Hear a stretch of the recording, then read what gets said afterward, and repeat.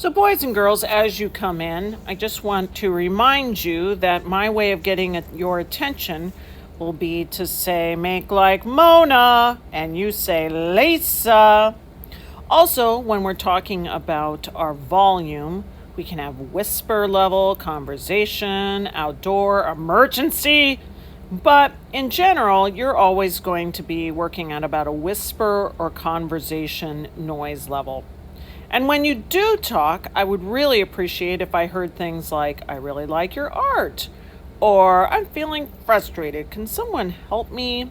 Or if you said, I noticed that this artist used warm colors. What we always want to avoid are put downs, either to yourself or to others, and making comments that are just kind of meant to make everyone laugh or to distract people. In the end, I really, while you're working on your art, ask that you respect the art supplies. Lately, when I put out a new placemat, sometimes just people start drawing on it. I've seen things written on my tables. I've seen people start to deliberately put stuff on their hands. And I've seen people walk in and just start touching stuff. All of this is inappropriate, and we will have to talk about it if we find you doing that. Also, at the end, we will always clean up, and then you will stand behind your tucked-in chair. So now that we know that, let's get back to what we were talking about last week. The Mona Lisa is in the Louvre in Paris behind bulletproof glass, and when you go there, there's usually a lot of people wanting to see her. And she is so famous and so recognizable that people can change the way she looks, and they still know it's the Mona Lisa. We had her driving in a car. Here she's getting ready for the coronavirus. Here she's getting ready for a hot date. She's got her hair in curlers. You can put the Mona in Legos, and people still say, oh yeah, that's the Mona Lisa. Here's Mona doing a little selfie. Peace, y'all. Here's Mona as a minion. In a little bit here, we're going to see her as an emoji. And as our dear friend, Patrick, living under the sea. Now, as we started last week, we are going to be going back to the 80s, y'all. And we are going to be making a Mona Lisa today that kind of incorporates some of the style and the designs back from the 80s when I was in high school. And I would have loved to have had clothing with these kind of designs.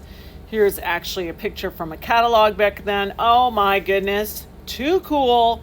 And I could only imagine going to a play date wearing one of these outfits. Oh my goodness, instant popularity. And even though these glasses were annoying to actually look through, people did wear them. So you last week started, a lot of you are already finished with your confetti, and you may have already started cutting out some geometric shapes. And as I've seen, you started putting on your shape shadows. In addition, last week, you may have started making parallel lines, cutting that out of paper. But today, it's time for you to make your Mona. When you do this, you're going to put your Q-tip and you're just going to touch it to the black pastel, and you're going to slowly shade in. Probably the darkest areas will always be her hair and that cloak that she's wearing. Once you've finished shading in your Mona Lisa, you're going to cut it out using your scissors. And then you're going to return your supplies and get new supplies, the same ones you had last week, so you can do your confetti, so that you can cut out your geometric shapes. And I just want to give you an example of what I've seen some kids do. Some of the shapes are a little unusual, like this one where they kind of made it look like stairs. Here's someone took time to make it look like a pretty amazing lightning bolt. This person cut out a shape that looks almost like a starburst or something. And then here's a smaller lightning bolt that someone actually drew first and then they cut it out. So you can do that too. As far as parallel lines go, Miss Adriana showed you this way where you could cut it almost to the tippy top and then flip those little edges over. But this person actually glued strips and then cut it into a circle. This person put their parallel lines with a shadow and over a rectangle.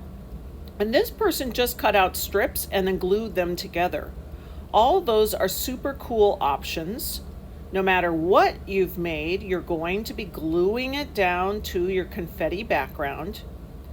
And then you will trim anything that's kind of hanging off the edge.